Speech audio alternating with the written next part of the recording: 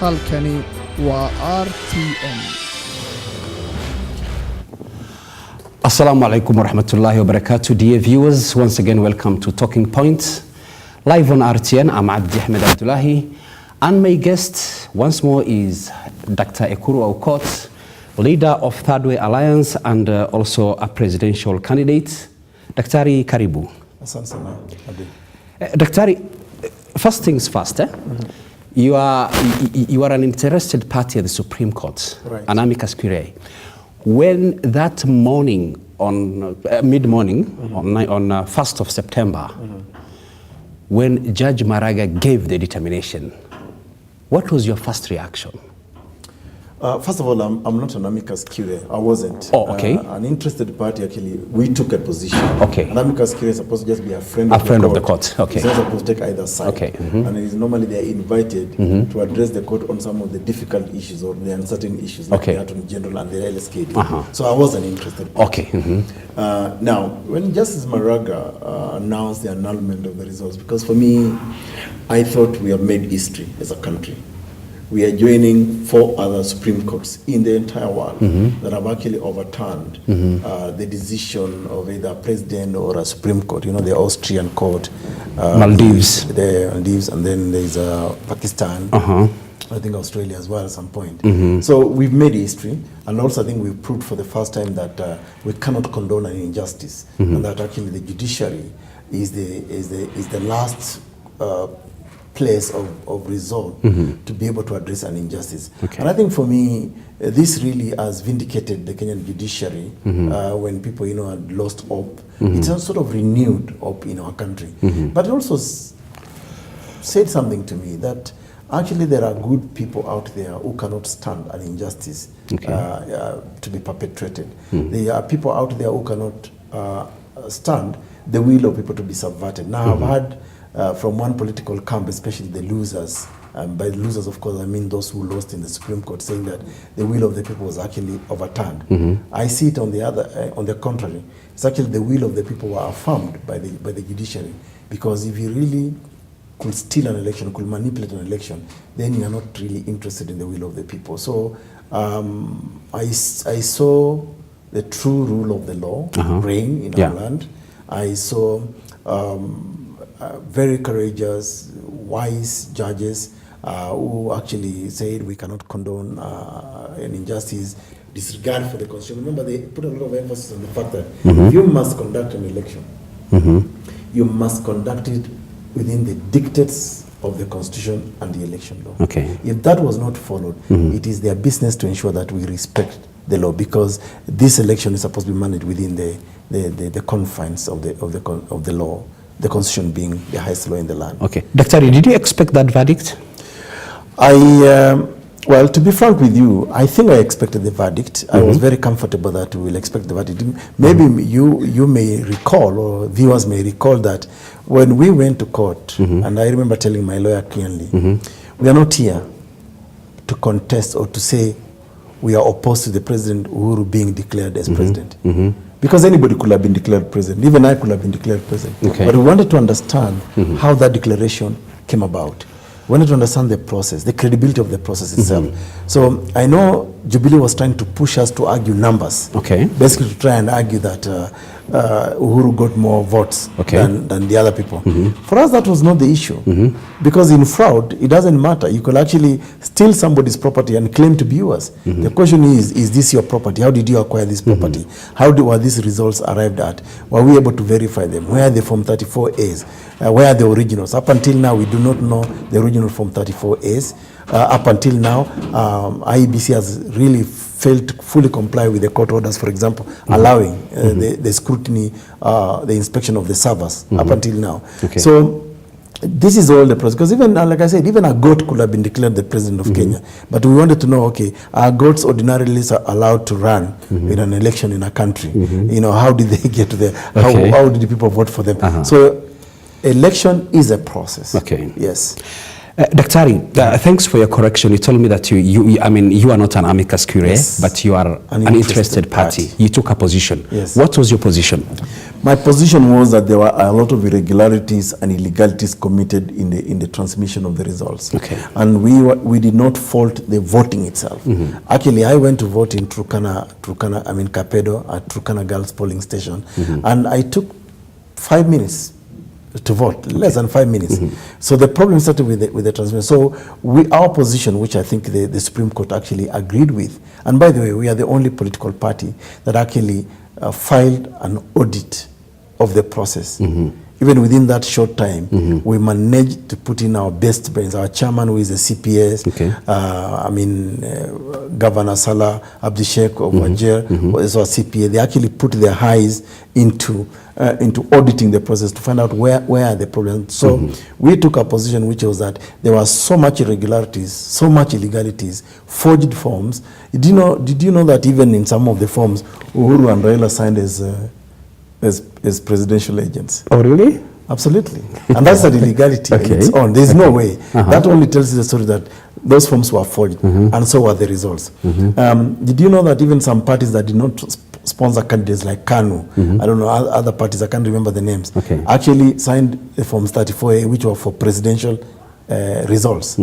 Again, that's an irregularity. So with that evidence, our position was very clear that there is no way this election was conducted in accordance with the law. There was so much irregularity, there was so much forgeries. Some of the forms, when IBC was asked to produce the forms for us to inspect, they were not able to produce the originals. They only produced the Forms 34 photocopies. They are not able to tell us Forms 34B who uploaded them into the system. Again, we spent about 848 million Kenya shillings to buy satellite phones. These phones looks like they never even came to this country, and even if they came, they were not used. You know that the GPS was switched off so that we are not able to trace the specific kits. Again, that was the order of the court. And I'm really hoping that soon we will move the court again to cite Chebukati and his people for contempt of court. Daktari, you initially conceded defeat, and then you took a position in the Supreme Court. Can you explain that? First of all, I never really used the word concede. I concede defeat. I actually gave a statement in which I applauded the people of Kenya for turning up in big numbers to vote. But I also mentioned in my statement that I have a problem with the manner in which the results were transmitted, because the Forms 34As, which were the only means within which we can verify the results, were not available. I also promised Kenyans in that statement that my party was going to embark on an audit of this electoral process, and we did it immediately. But I also said to Kenyans that, looks like with the trend of things, I, Ekuru Aukot, nothing will dramatically happen to make me president in this 2017, and therefore I will live to fight another day. That's what I said. But I said categorically, I am not in agreement with the manner in which this election has been conducted. And that's why we were the only party that actually submitted an audit report of irregularities and illegalities, which the Supreme Court agreed with us. Daktari, do you think Judge Maraga and the other 3 assenting judges to the determination were influenced in any way possible? Absolutely not. I can tell you with confidence that I know all those judges. Some of them, from my professional career as a lawyer. I know they are very resolute people, people with conviction. And dissenting in a judgment is a normal thing. And this is really the prerogative of any judges. Remember, judges are also human beings. They can see things from a certain prism, certain perspective. So I don't think they were influenced at all. And this is a question of judges being influenced or not. I've looked at the history of some of the litigation that came relating to this election, starting from the procurement of ballot papers, from the Al Ghurair. When NASA and my party won the case at the High Court, you recall, of course we were happy, but then when we went to the Court of Appeal, that Court of Appeal overturned that ruling. We accepted and moved on and accepted. We never appealed. So again, the same tone, we should be able to accept the decision of the judges, because it is before them we go and say, we would like you to determine, this particular issue. So I do not believe they were influenced at all, because the same Jubilee, for example, that celebrated the Court of Appeal decision on the printing of ballot paper by Al Gurea, celebrated. Yeah. So why shouldn't they also celebrate a determination from the Supreme Court, judges? Yeah. Dr. As a legal expert, what is the fine line between a determination and a complete ruling? There is almost no, there's only, you see, the determination is like the final order. Okay. So normally what judges will do is, of course, they will sit on a conference and debate these issues. Okay. And say, okay, we debate, we agree, this is the issue. And so eventually, the final, the comprehensive judgment will only give us the reasoning behind the determination. So the determination is a product of the reasoned. So what we are waiting to see is what they call the ratio decidendi, the rationale behind the decision that they reached. So nothing will change. They may probably even make further orders, if they deem so. Maybe that's what's one of the things we may hope to hear. It could be about the areas that they found problematic. They could make further orders, but nothing will change their determination. The determination is actually the final. And they had to make this determination because of the exigencies of time. Remember, they could not wait up until, because they need to give IEBC the opportunity to begin to prepare for the next election within 60 days. Okay. Dr. There is a backlash between the executive and the judiciary resultant of this verdict. How bad is that?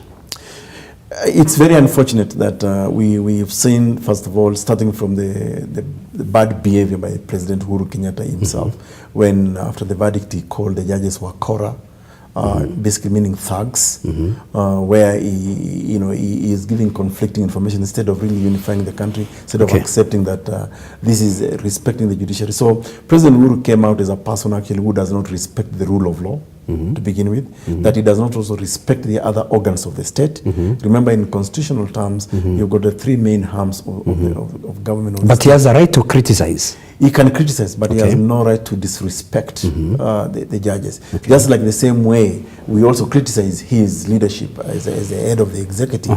But I don't think we should disrespect him. We should not go on a tirade of insults and abuses as we see now.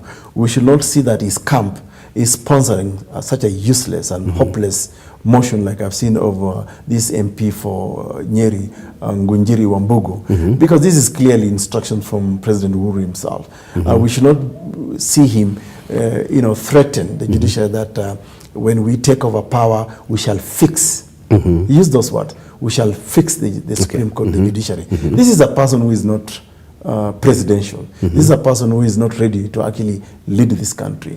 As a matter of fact, if you were in other democracies, President Uhuru should have resigned by now and not even offered himself to run again. Because first of all, it should really be an embarrassment that the election was manipulated in his favor. Just like I'll have expected someone like Chebukati to have resigned by now. So the executive must respect the judiciary in the same way it must respect the legislature or our parliament. And the President Uhuru should be the symbol of that respect. Should symbolize the respect for all other institutions. That's the same way. I disagree with him. I disagree with Uhuru's governance policies, but I don't disrespect him. I accept the fact that he's our president. He was elected in the 2013. I also expect that he should also respect other institutions and all other Kenyans. Let's come back to IEBC. I mean, they bungled according to the High Court, the Supreme Court ruling. Are you in case you're cleared by the Supreme Court to run again? Yes. First, before we go there, why is it that if the Supreme Court called for a fresh presidential election, why are you locked out? I think, first of all, I don't believe I'm locked out. I mean, Chebukati has indicated that he's actually ignorant in law and that he does not understand the constitution. Actually, he's an embarrassment right now to the IEBC, which is why for me, as soon as the Supreme Court found him an IEBC culpable to have not followed the constitution, committed irregularities, Chebukati should have resigned a long time ago. So for me, this man continues to be an embarrassment. And Abdi, just for the avoidance of doubt, I want to explain to your viewers what the distinction between a runoff and a repeat election. Okay. Now, there are two contexts so far. If you look at the 2013 decision by the Supreme Court, the nature of that petition was predicated upon a runoff. Okay. Raila went to argue numbers and said that Uhuru Kenyatta did not get these numbers, and he could not prove that case. So if the court could have determined that indeed one candidate, a president-elect, did not get 50 plus 1, then a runoff should have been ordered in which it were only 2 people. And that is addressed clearly in Article 138 of our Constitution. Okay. And just maybe for the avoidance of doubt, let me just read it so that go ahead. So that your viewers understand this. Yeah. So this is Article 138 talks about procedure at presidential election. And talks about the nomination. In a presidential election, all persons registered as voter must vote. There will be, the counting of the votes in the polling stations by independent should be verifiable. But what is the most important here is Article 4, sub-Article 4 and 5 of the, and it says a candidate shall be declared elected as president if the candidate receives A, more than half of the votes cast in the election. This is the 50 plus 1 idea. B, at least 25% of the votes cast in each or more than half of the counties.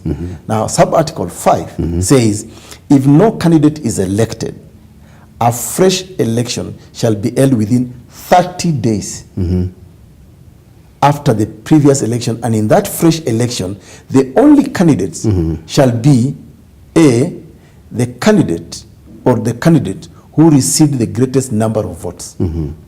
So, and B, the candidate or the candidates who received the second greatest number of votes. That's number 1 and number 2. In this particular case, if the nature of the petition was to question somebody having not received 50 plus 1, then it's only President Uhuru who is the president-elect and Raila Odinga who could have gone for a fresh election. And the time frame is 30 days. Okay. Now let's flip that and come to 2017.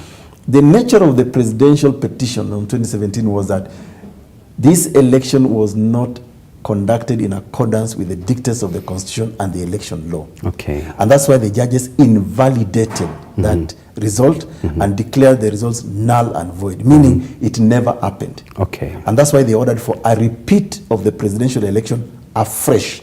Now that takes us, and they said, go and conduct this election in accordance to Article 140, sub-Article 3 of the Constitution. And this is what it says: questions as to validity of presidential election. A person may file, and again I also want to take this opportunity to explain to Kenyans that let's not be fixated on the question that it must only be a petitioner, Raila Odinga, who can go to court. In fact, any person, even yourself, Abdi, could have gone to court and say, no, I don't agree with the way this election was held. And this is what Article 140 says. Again, it's a very short article. Let me read it for your viewers. It says, a person may file a petition in the Supreme Court to challenge the election of the president-elect within 7 days after the date of the declaration of the results of the presidential election. And therefore, within 14 days, Article 2 says, the Supreme Court must make a determination. If, and this is the most important article, Article 140, sub-Article 3, if the Supreme Court determines the election of the president-elect to be invalid, a fresh election shall be held within 60 days after the determination. So it is not about the invalidation of election between number 1 and number 2. The entire presidential election, if it is invalidated, repeat it afresh within 60 days. 30 days only relates to a runoff. 60 days relate to the entire presidential election. So all 8 presidential candidates should have been included in the gazetted notice. So Chebukati, even, this Chebukati man, that's what I'm saying, is very ignorant of the Constitution. While the Supreme Court actually found him to have infringed the Constitution, just before the ink dried, he offends the very, very constitution again. That's why for us, as a party, we have called for the resignation of Chebukati. That will restore confidence in IEBC. We do not believe as a party that we must disband IEBC as it is currently constituted. If Chebukati can resign today, there's 5 other commissioners can actually preside over this election. Okay. The constitution allows at least a minimum of 3 commissioners and a maximum of 9. So we are not short of commissioners to manage the IEBC. The person in charge of transmission, James Mohati, this fellow must resign. That will restore confidence in the institution of the IEBC from the Kenyans. The person in charge of legal affairs, because they failed to advise the commission, and this is Praxidis Torore. The director in charge of election generally, Immaculate Kasahit, did not direct the election as the judges found that.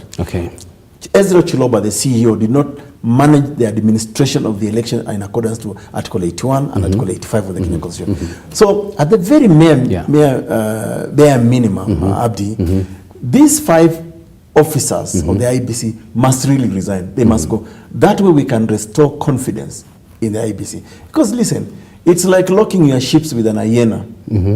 Or it's like, and I expect that tomorrow if you wake up in the morning, a hyena has eaten your goats, you should be complaining. No. And this current IEBC, with all these commissioners as it is, it's like trusting a referee who has fixed a football match to again referee the same teams in a second round. So all we are saying is there are bare minimums, irreducible minimums that we must see at IEBC. At least the judges have said there are irregularities and illegalities committed. And we as a party have said this, and also as a candidate, that IEBC must address those bad elements. You know very well that Chebukati himself wrote a very long 12-point issue memo to Chiloba, asking very tough questions. How was my username used 9,900 times to access the KIMS project? Before we finalize, I definitely will be in the ballot. But should the judges also say that I'm not in the ballot, well, I'll respect the will. But you can see from the constitution itself. Article 113 is very clear. It's a runoff. Article 140 is about repeated because you actually bungled, did not hold this election in accordance with the law. And the wordings were very strict. Go back, repeat this election in strict compliance with the constitution and the law. Well, this is Talking Point straight from RTN, and that is Daktari Wakatiba, in fact, chairman committee of experts on that same document. I was the director of the committee of experts. Director of the committee of experts. Now, in case these guys don't budge, what happens?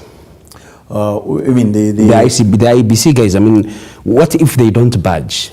You know, Abdi, if we are a country that really respects the rule of law, if we really want to build our institutions, the confidence in our institution, I think if they don't budge, the 17th October election should not take place, because it cannot take place with the same people who are found to have committed illegalities and irregularities. Let's then clean up the entire IEBC. Let us then disband IEBC and just organize a fresh election at a later date, because until we get it right, it is for me foolhardy to say that we can go into this election with Chiloba, Chebukati, who have been found culpable by the Supreme Court, the highest law in the land. So really, why are we even having this debate? We should not even be having this debate in the first place. Doctor, in case they budge, do we have enough time to replace them? Oh, listen. I mean, and this is a very bad example to use, and I hope viewers will understand. God forbid, if tomorrow, for example, Chebukati, and God forbid, and I don't wish him bad, resigns, for example, or even drops dead, and I said God forbid, and I don't wish him bad, or even the other guys. Are you saying to me that today IEBC will collapse? Of course not. No, I'm talking about the time frame. The time frame for what? The time frame that was given by the Supreme Court to have the fresh elections. The constitution says within 60 days. Within 60 days. So IEBC could have even called an election the following day, the following week, within. So 17th October has been set. Again, it's not cast in stone. It can even be moved so long as it's not beyond the 60 days. So anybody else, I mean, IEBC is an institution, which is why we as a party are saying, let's not disband IEBC as an institution. But let's deal with bad elements. If there are crooks in IEBC, we must remove them. Dr. I mean, there is time. Dr. You're a great lawyer. I mean, you're a stakeholder in all these things. Yes, I am. I mean, as a person, how do you expound this let me call it Tom and Jerry thing between IEBC, NASA, Jubilee, and it's TikTok? First of all, and thanks for bringing that issue up. The way IEBC has also behaved itself after the ruling, the determination by the Supreme Court, was to dance to the tunes of either Jubilee and NASA. Okay. First of all, why are they forgetting the other stakeholders? The other political parties, for example. We are probably staring into a crisis. And I think what IEBC needs to do is actually continuing to undermine its own independence by this fixation on a dialogue only between NASA and Jubilee. And I'm waiting for the judges to make a determination on my case. Okay. Because I'm actually going to take on Chebukati.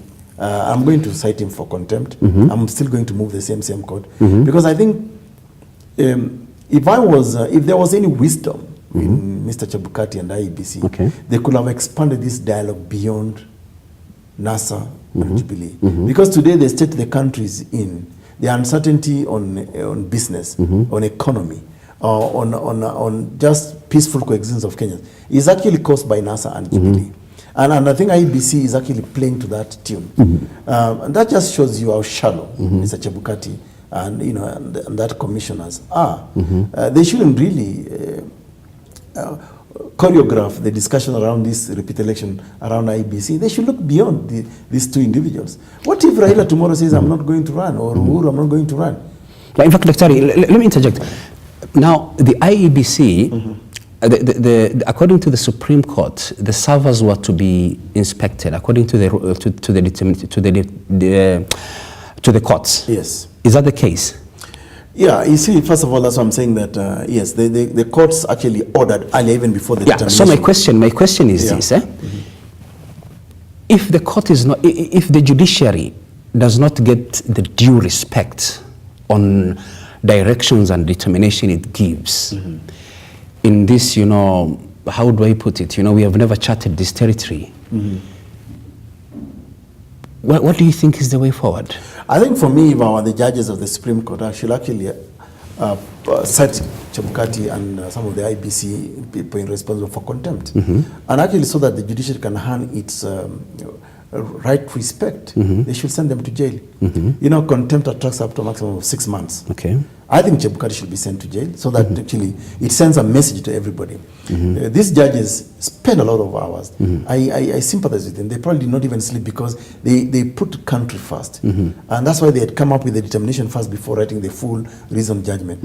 I mean, and I think if Chebukati and his people are not punished, then disrespect for the judiciary will continue. Just like we are now seeing disrespect for the judiciary being taken to political rallies, where they're being called all manner of names, they're being called a bunch of 6 people, or being called Wakora and all that. Now you've got another very cantankerous, hopeless member of parliament from Nyeri, Ngunjiri Wambugu, filing a petition before the JSC seeking the removal of Maraga. I mean, this all is stupid, and excuse me, because, you see, first of all, why single out Maraga? This is disrespect. Where will they stop? And I think many people of goodwill must come out and stand and defend Maraga. I mean, I don't know, I can't remember the name of that,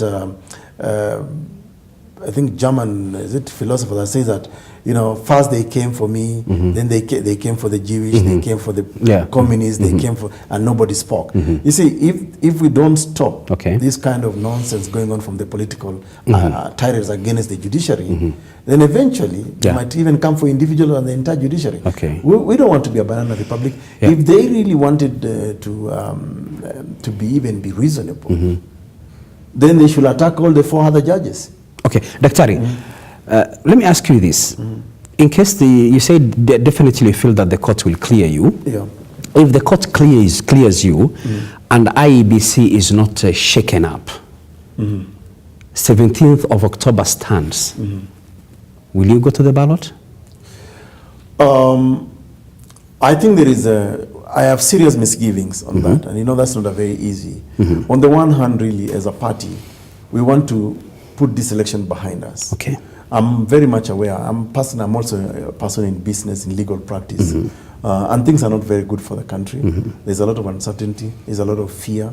I know communities in some areas, communities are moving out for fear of what might happen. I think in the best interest of our country, and this is why I was saying, we need to extend this dialogue beyond just NASA and Jubilee. Okay. We will definitely be putting our position forward, and I think tomorrow we might be calling for a press conference to communicate our party position. Okay. We believe that Chebukati, Ezra Chiloba, and those other commissioners, directors, must go at a bare minimum. That is really the bare minimum that we expect to happen if even 17th of October should stand. Even if 24th is suggested by NASA or 31st, it doesn't matter. I think that's the only way we can restore confidence in the institution of IEBC. But as a party, we have also suggested that certain measures that must take place if we must go into this election on the 17th. For example, in the question of transmission, we've suggested things such as the uploading of Forms 34A at the polling station itself, the auto-generation of reports of those forms on email to all the presidential candidates by the IEBC server, the auto-generation, for example, of the people who are verified to have voted in a polling station by the IEBC server, and all those things. The signing of forms by just presidential agents, one single presidential as required by law. The names, the signing, the access by agents through fingerprints into the system so that they are able to make notes, and those some other things. So if we can follow that strict rules, we could go into this election. But I think it is really wrong, and I think we continue to write impunity. If the highest law in the land has actually spoken and said there are irregularities and illegalities, why are we even having debate whether Chiloba and Chebukati should stay or not? These people should have left a long time ago. Okay, Dr. Be that as it may, what if the major political players in this country, that's NASA and Jubilee, what if they dig in and they don't come down and 17th of October comes to pass? What do you think is going to happen? Then we will be going into a political crisis. We'll be going into a constitutional crisis. Then we need to go into a political settlement, regardless of whether we have the constitution and the law or not. And for me, what I'm seeing forthcoming is we are looking into a caretaker government. I'm not proposing the idea of nusu mkate government, as people say. I think we will need a caretaker government. Especially can you expound on a caretaker government? How is it formed? First of all, we don't have provision for a caretaker government under our constitution. But this is definitely come as a result of a political crisis that we're headed into. And I say this because county government will still be operational. They'll be serving the people of Kenya. And the problem seems to be at the national government. So with a caretaker government, we can actually go into even proposing an amendment through legislature of our constitution to anchor it. If you recall, in 2007, 8, we actually did not have the idea of a coalition government in our constitution. We actually amended, we introduced an act of parliament which introduced that political framework. And then we went now into fixing the long-term issues, the constitution, integration, plight of youth, and women. Remember the Agenda 4. So if we are faced with a political crisis, all we need now is a caretaker government that will ensure that we clean up our house. Either we clean up IEBC, recruit new commissioners, and then plan for an election where the national government now, a president can still be can be elected. Dr. You mentioned the judiciary. You mentioned the legislature, and right now is Jubilee say there are 9 members short of a supermajority. 13, I think. So how is that going to play out in a scenario that you're talking about now? Do you foresee some sort of clash between, again, the judiciary and the legislature? I think, Abdi, let me answer that question this way. I think what we have seen is the quality of representation by our parliamentarians completely go down. The kind of political rhetoric and diatribe coming from our listeners is one that is so careless. I saw, for example, my brothers and sisters from the Kenya of the North yesterday called for a press conference to defend one of our own. One of their own. I thought that was below the belt. Okay. Completely shallow. Because now they are proving that we own individuals within these commissions. Okay.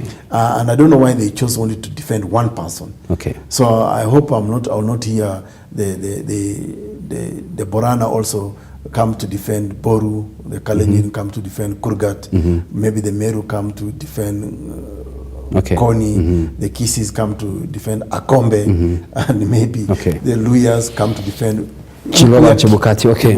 We are killing. So I think for me it's unfortunate that the quality of members of parliament continues to deteriorate to the extent that the question is about who will fix you. We are short. Even if you have the majority, you have to do that which is in the best interest of the people of Kenya. In that legislature or parliament has got its own integrity. It's actually the sovereign authority because it represents the voices of the people of Kenya. And the voices of the people of Kenya is for the betterment of the people of Kenya. I think what members of parliament are doing, they are betraying Article 1 of the Kenya Constitution that talks about the sovereign authority vests in the people of Kenya who can exercise it directly or indirectly through their chosen representative. Okay. So it's not about them. They have been given the will of the people. Go and represent. Now, what is in the best interest of this country? The best interest of this country today is to be able to hold an election in accordance with the constitution. It's not about to chase stamp and say we are just short of 9 or 13 people to have a supermajority where we can even change the constitution, we can change the Supreme Court. I think that's careless talk and just speaks to the fact that we desperately need a certain quality leadership in this country, and which is why we in the past, as we do right now, still do as a party, have actually proposed that we need to fix our representation, because today I think what we have in parliament is almost a marketplace. It's a soko jinga of sorts. That I wish we can drastically reduce the number of parliamentarians to a maximum of 100. Maybe just 2 per county. Yeah, Daktari, you talked about if we go into a crisis, I mean, we'll need a political settlement. Who is going to initiate that political settlement, given the kind of polarization in our politics right now? I think there are already clear stakeholders in coming up with a political settlement. We, the 8 guys who want to be president of the Republic of Kenya, are a clear stakeholder. Because like the court established, there's no way you could have announced the results you did. You know, maybe none of us knows exactly what results we got. You know, what was projected turns out to have been forged results. So we don't know. So that's the first stakeholder. The political parties of this country are stakeholders. The religious sector are stakeholder.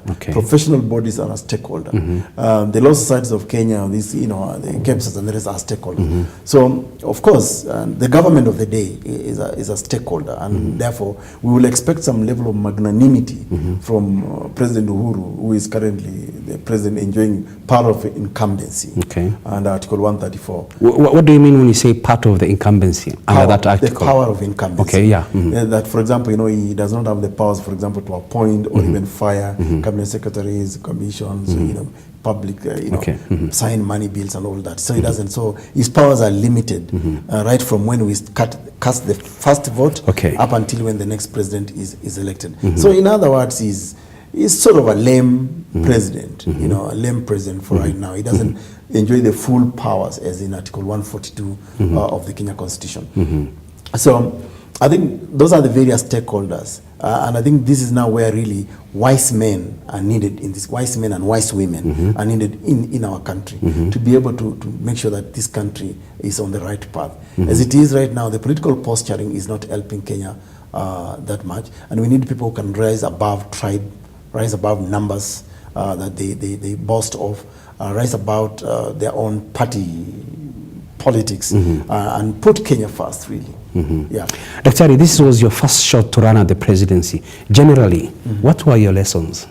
My lessons are many. Number one, that I found that the Kenya national psyche political psyche, or the mindset of the Kenyan is a very difficult mind. It's a mind that has been politically hypnotized, either tribalized, to think in a certain way, not to believe that anybody else can come out of the usual populist leaders. I think my lesson is that we are very tribal in the way we do things, yet none of us actually eats tribe. Our bills, when fall due, we don't go to our tribes.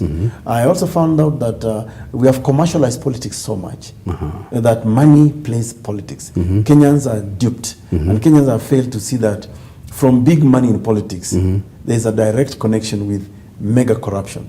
Today, we are not able to account for 215 billion of Eurobond, about 2-point-something billion in NYS scandal, the National Youth Service, Goldenberg, Anglo Leasing, Kazi kwa vijana, the Mahindi scandal, all that. So our election, my other lesson is that our entire election is one corruption scandal on its own. It's a corrupt scandal on its own.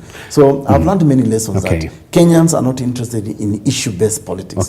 But having said that, this has never discouraged me. It will never discourage me because I'm committed to ensure that I play my rightful role on how we shape the kind of Kenya that we want. And I do believe that Kenya is a very lucky country, one of the best, I believe, in the world, in sub-Saharan Africa. We have not just failed, we have failed also as a country, again, another lesson, to apply our intellect, our knowledge, our education into politics. And that's why I think I've come to the realization that perhaps the leadership that we have is a direct reflection of who we are. But it doesn't mean that we are not... Daktari, exactly, I mean, how does the election of young Peter Mwirigi reflect on the national psyche, a penniless young man who is now a member of parliament? Yeah, I think the other thing is that each one of us really has a following. If you have a conviction on doing the right thing, you know, Peter Mwirigi is an exception to the rule, but I'm talking about generally what happened. I think there are many exceptions. We also know now that there are people who are independent in that house who do not actually follow the usual party politics. So, but generally, if you look at it, like the challenges I've outlined, actually define who we are. But doesn't mean that there are no exceptions. You remember there was also an MCA, a fellow who was a watchman, who actually beat everybody else during the nomination process. So there are exceptions to the rule. I mean, people also never expected me to run to the last, to the end. People thought maybe I was joking. People thought that, Turkana, how many numbers do you have? You know, but I proved them wrong that it's possible to actually run. People thought that we were joking when we went to the Supreme Court to challenge the declaration of President Uhuru as president-elect. They thought we are not going to win. But we proved them wrong. So where there is determination and you actually stand by the truth, you know, things can change in this country. And I think that's the resilience we need. We should not tire as a country. Daktari, I wish you had more time, but how do you want to close this? I think I still want to tell Kenyans this, Abdi, that we have the best country. There is no any other country than Kenya. This country is for all of us in equal measure. I want to urge Kenyans to look beyond tribe, to look beyond party politics, go into issue-based politics, and at all material time, let's preserve peace, because, you know, we've seen what happens in other countries, you know, in the region. We've seen what's happening in DRC, Congo, in Burundi. We've seen what's happening in Somalia, South Sudan, Central African Republic. I think we must guard this country jealously. But I also want to tell Kenyans that let's look beyond certain individuals. Kenyans had the choice of 6 other candidates in just botched election. They could have chosen from 6 of us. Look at the state the country is in right now, Abdi. Just because we are fixated with the Odingaism, the Kenyattaism. So there are many other Kenyans who are qualified to lead this country. And I will tell Kenyans that, you know, the national is an abstract reality. The real people of Kenya are in the counties. I would wish to really strengthen devolution and even send more resources to the counties. And just reduce the presidency, what is the national, to a mere representation, to a mere ceremonial presidency. What we need at the national level is actually a father figure. not an all-powerful. In fact, I wish we could reduce drastically the powers of the president, drastically, to remain just ceremonial. And we strengthen the counties and make sure that we get ourselves a working parliament. Not a parliament that is bought, a parliament that can be mobilized like the way you can herd sheep and goats into a certain direction. We want a parliament that can work for the people of Kenya, that can truly breathe life into Article 1, which is about the sovereign authority of the people of Kenya, which they are exercising through representation. Okay. Thank you very much. That was Dr. Ekuru Aukot, presidential candidate and equally the leader of Third Way Alliance. He was once director of the Committee of Experts on the Constitution. Thank you very much for your time. Thanks, Andrew. Keep it RTN.